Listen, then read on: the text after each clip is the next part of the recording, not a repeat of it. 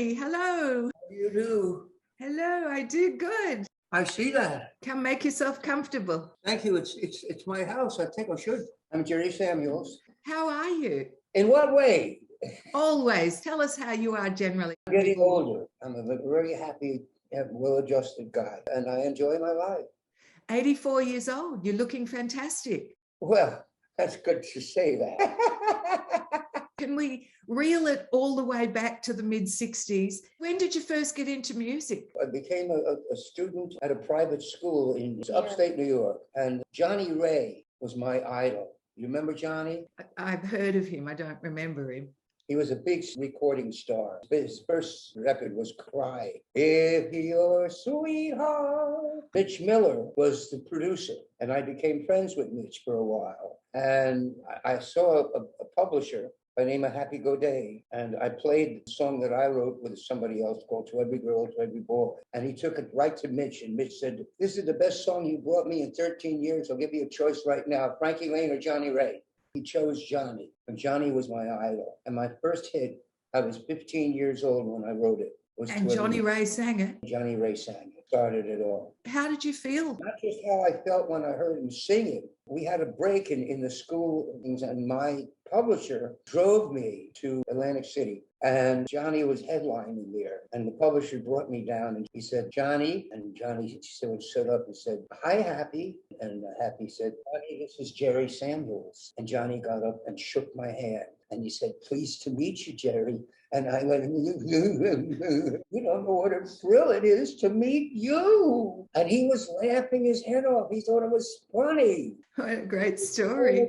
He recorded my song. I was 15 years old. That doesn't happen. You must have become very popular at school as a result. I did, absolutely. So that really set you up. It would have given you a lot of confidence to write more songs, did it? I did write more songs, and I wrote them for quite a few people. I wrote more songs for Johnny. Wow. What were you destined to be after school, if not a songwriter, Jerry Samuels? A performer. You were always going to be a performer. I play a keyboard and I sing. You mentioned that you wrote some songs for Sammy Davis Jr. The Shelter of Your Arms was a massive hit, wasn't it? Shelter of Your Arms is a standard. A lot of people recorded it. You'd had hits for Johnny Ray, then Sammy Davis Jr. You were sitting on top of the world. Yes, I was on top of the world. It's important that you deliver the message. Let me give you an example. I wrote a song called Blessings and Burden. I am giving the song away. There's no charge. It is by far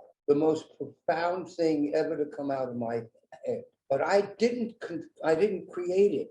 I channeled it. You got to believe me, please. I channeled it. It came through me, not from me. I would like it at least to hear the lyric of that song. When did you write that? It was after Shelter of Your Arm. I was in a monastery. I was a guest, and they let me use the chapel for writing. And I wrote several songs there, including I Owe a Lot to I Owe a Pot. And why was that never released? I held on to it and I wouldn't let it go out. I didn't want to sell it and have people record it and pay me royalties. I don't believe I have the right to issue it and charge money. Something put it through me. I'm just not that smart. Where did you get that idea from? I was sitting at home and I had this nice big comfortable chair that had heat in it and a vibrator, and I was vibrating and warming up, and I said, and the song hit my.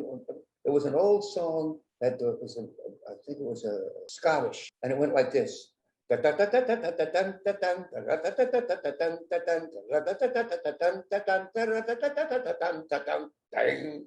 was it. But when you think about it, I never heard the song.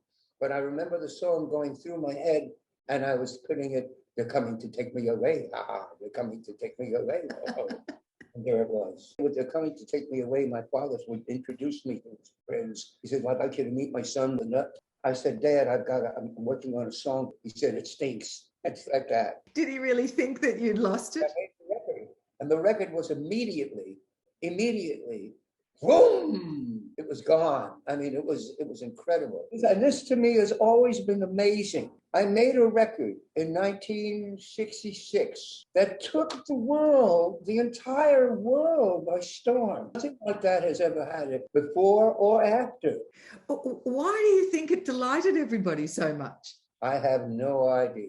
You tell me. It was certainly one of those songs that if you heard it, you never, ever forgot it. I noticed that it's all over the place. I am truly flattered and blessed. Do you think your father was right? Do you think his son was a bit of a nut? Oh, yeah, absolutely. You chose not to record that song under your real name. Why Napoleon the 14th? Well, the XIV was added by the lawyer that we had.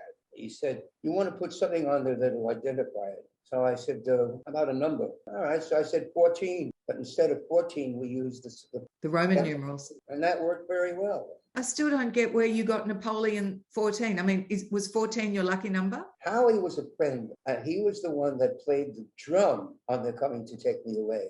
And he was a terrible drummer. He just wasn't a good drummer, and he knows it. I said, what should I call myself?